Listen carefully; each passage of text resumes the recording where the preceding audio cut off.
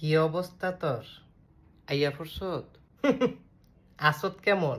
ভালোই, ভালোই আছি। রমজান মাসে আমারে সারা দো ভালোই জাউরামিদি করলি। নামাজ কালাম